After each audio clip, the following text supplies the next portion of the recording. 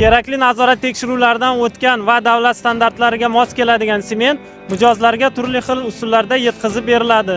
Buning uchun sement tashuvchi mashinalar maxsus sement yuklaydigan nuqtalarga keladi va sement yuklovchisi kerakli markadagi sementni silosdan so'ralgan miqdorda yuklab beradi.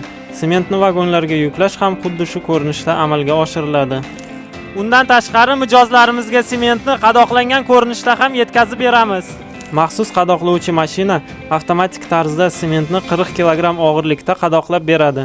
Tayyor qoplar mijoz istagiga binoan avtomashina yoki temir yo'l orqali yetkazib beriladi. Mijozlarga qulaylik yaratish uchun qoplarni yomg'ir va quyosh nuridan saqlaydigan pallet ko'rinishda ham ishlab chiqaramiz.